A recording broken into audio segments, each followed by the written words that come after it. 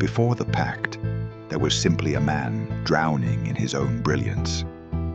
Faust, a scholar of rare genius, had devoured every book, mastered every science, and yet found only emptiness in the answers.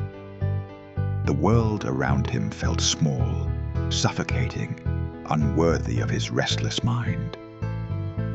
In the silence of his study, he whispered a forbidden desire. If knowledge cannot free me, let power do so. And in that moment, the shadows listened. Desperation guided Faust to forbidden arts. He drew a circle of salt, lit candles that smelled of iron, and recited words no scholar should ever know. The air tightened, trembling like a bowstring pulled too far.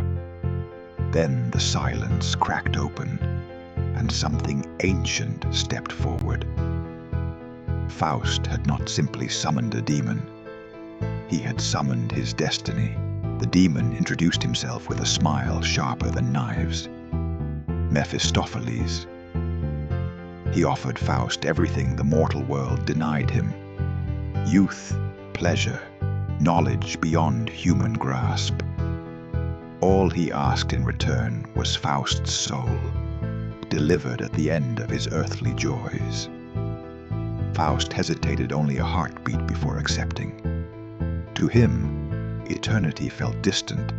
Desire was now. With the pact signed, Faust felt youth surge through him like wildfire. His wrinkles vanished, his back straightened, and his mind sharpened into something almost divine. Mephistopheles watched with amusement as the scholar became the man he once dreamed of being. But newfound vitality came with a price. Every joy tasted sweeter, every hunger more unbearable. With Mephistopheles as his guide, Faust tasted the world's forbidden pleasures.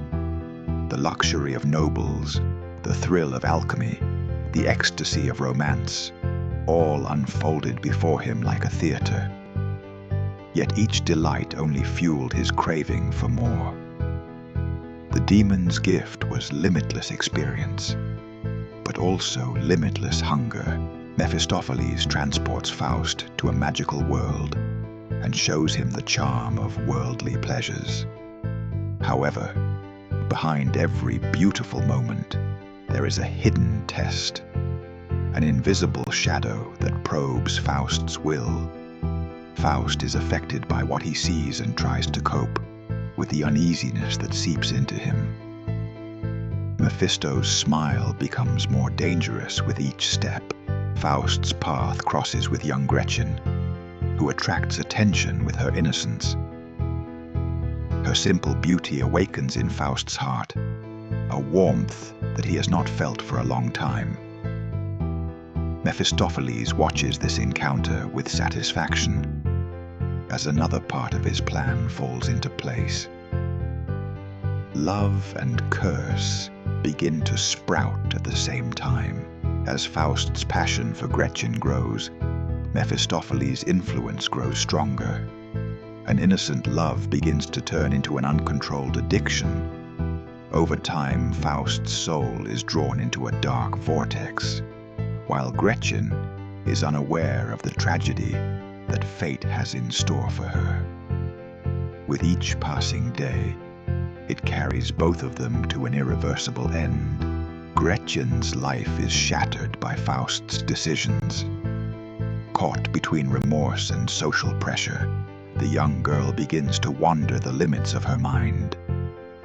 Faust, on the other hand, cannot escape the shadow of Mephistopheles for a moment, and carries the weight of his mistakes on his shoulders. Everything leads them towards a dark end. Faust finally begins to understand the cost of his actions, and regret fills his heart. Gretchen's innocence is guarded by a divine power.